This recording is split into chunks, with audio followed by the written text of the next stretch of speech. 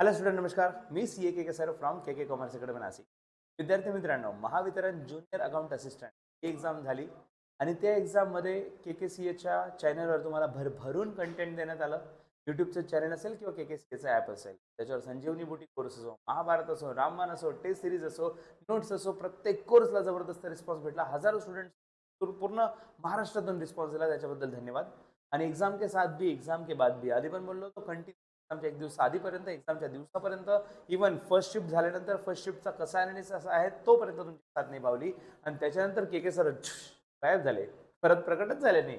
Cut ऑफची वाट बघत होतो आणि कट ऑफसाठी मुलांनी खूप चांगला ट्रस्ट ठेवून आणि खूप मेसेजेस केले. म्हणजे के सी एच्या ॲपवर असतील, व्हॉट्सॲपवर असेल, टेलिग्रामचा ग्रुप असेल, यूट्यूबचं चॅनल असेल, इंस्टाग्राम जिथं आम्ही जास्त ॲक्टिव्ह नाही बट स्टील त्याच्यावर सुद्धा, तर प्रत्येक प्लॅटफॉर्मवर खूप जास्त विचारणा केली गेली कट ऑफबद्दल.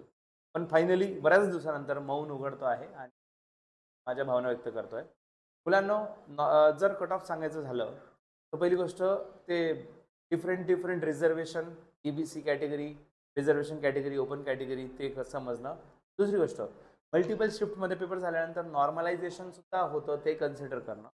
आणि डिफिकल्टी लेवल ओव्हरऑल किती होती, मुलांना किती कसा पेपर गेलाय आणि किती मार्क्स पडू शकतात, काय प्रिडिक्शन आहे, एवढ्या लेवलपर्यंत अंदाज करणं हे माझ्या क्षमतेचं काम नाही.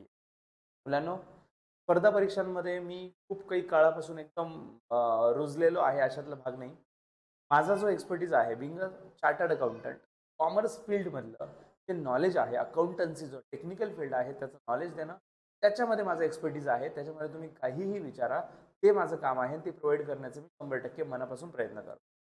पण कट ऑफ वगैरे प्रेडिक्ट करणं हे मला जमलेलं नाही. आणि एखाद्या यूट्यूब चॅनलवरून मी बघणं आणि ते सरांनी सांगितलं म्हणजे ते योग्य असेल. म्हणजे मी कोणाबद्दल नाव नाही ठेवते. प्रत्येक जणाचा ज्याचा त्याचा अभ्यास असतो, गाढा अभ्यास असतो.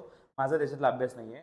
म्हणून त्यांचा अभ्यास बघून मी पण तेच कट ऑफ सांगायचं म्हणजे बरोबर ते सरांचं मॅच होतं म्हणून मी सांगून माझी पण हवा करून घेणं, ते मला कधी जमलेलं नाही आहे. मुलांनो, माझं एकच मत असतं, एक्झामच्या शेवटच्या मिनिटापर्यंत एक्झाम अटेम्प्ट करताना शेवटच्या मिनिटापर्यंत डोक्यात एकच गोष्ट ठेवायची की माझं सिलेक्शन होणारच आहे, पोस्ट मला भेटणारच आहे. तेवढ्याच कॉन्फिडन्सने प्रत्येक क्वेश्चन अटेम्प्ट करायचं. आणि जेव्हा पेपर संपला, एक्झाम हॉलच्या बाहेर निघालं, तर समजून घ्यायचं ही पोस्ट आपली नाही आहे, आपल्याला पुढच्या पोस्टच्या तयारीला लागायचं आहे. काय माणूस आहे राव, काय पलटी मारतो एक्झामच्या आधी आधी काय म्हणतो पॉझिटिव्ह एक्झाम नंतर लगेच निगेटिव्ह. मुलांनो, कॉम्पिटेटिव्ह स्पर्धा परीक्षां ओव्हरऑल जेवढं नॉलेज घेतलंय, लिमिटेडच नॉलेज आहे माझं. तर त्याच्यामध्ये बघितलं मी, एव्हरीथिंग अनप्रेडिक्टेबल, काहीही सांगता येत नाही. काहीच सांगता येत नाही. म्हणजे अक्षरशः फार सिलेक्शनला गेल्यावर डॉक्युमेंट व्हेरिफिकेशन, डॉक्युमेंट मॅच नाही झाले, मग रिजल्ट झाला आणि त्याच्या जागी दुसरा कोणाचा वाईल्ड कार्ड एंट्री झाली, खूप काही बनू शकतं. It is totally unpredictable result. आणि याच्यात आहे ना, एक्झामला पण कितीही डिले होतो, रिझल्टला पण कितीही डिले होतो. त्याच्यामुळे माझं तर मत आहे की काहीच प्रेडिक्ट करणं सोपं नाही आहे. फक्त जास्तीत जास्त काय प्रिडिक्ट करायचा प्रयत्न करतो आम्ही, म्हणजे मी स्वतः, एक्झाममध्ये येणारे प्रश्न कोणत्या लेवलचे येतील, कोणत्या टाईपचे येतील आणि त्याच्याबद्दल मी जास्तीत जास्त नॉलेज देण्याचा प्रयत्न करतो. तर मी का म्हणतोय हे एक्झामच्या हॉलमध्ये आल्यावर निगेटिव्ह का विचार करावा, कारण जर आपण विचार केला एक्झाम हॉलच्या बाहेरमध्ये आल्यावर मी पास नाही आहे, आपण लगेच नेक्स्ट एक्झामच्या तयारीला लागू, तर मग ही पोस्ट भेटली तर, अरे पोस्ट भेटली तर डेफिनेटली घ्या ना. तुमची लाईफ चेंज होणार आहे, तुमचं पूर्ण फॅमिली सेट होणार आहे, तुमच्या पॅरेंट्सचे स्वप्न पूर्ण होणार आहेत, तर नक्कीच तुम्ही स्वीकारा. पण त्या आशेने तुम्ही इतके दिवस वाट बघतात आणि मग समजतं डाऊन आहे, मग आता पुढच्या तयारीला लागूया, तो पॅच खूप जास्त खूप वेळ वाया जातो, खूप वेळ वाया जातो. त्याच्यामुळे माझं पर्सनली मत आहे, एक्झाम हॉलच्या बाहेर निघाल्यावर समजून द्यायचं की आपल्यासाठी गोष्ट नाही, आपण फेल होणार आहे आणि लगेच पुढच्या तयारीला लागा. जास्तीत जास्त काय होईल, नॉलेज ॲडिशनच. स्टडी वाया गेला असं तर नाही होत ना. जेवढा स्टडी केला समजा सिलेक्शन झालंच, तर घ्या ती पोस्ट. एवढा स्टडी वाया गेला नाही, नॉलेज ॲडिशन नक्कीच झालं तुमचं. त्याच्यामुळे माझ्या हिशोबाने मी कट ऑफ नाही सांगू शकत, त्याच्याबद्दल क्षमस्व. आणि दुसरी गोष्ट, एक्सपेक्टेड डेट रिझल्ट कधी लागेल, तर मुलांना 15 डिसेंबरच्या आधी म्हणजे 10 ते 15 डिसेंबरमध्ये 2024 आहे result.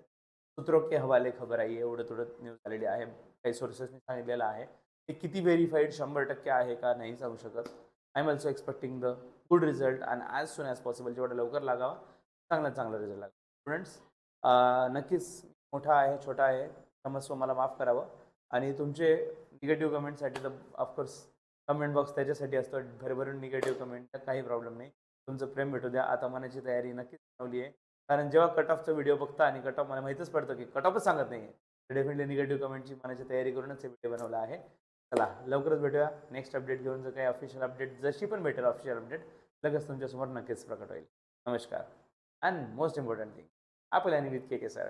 Take care. Bye bye.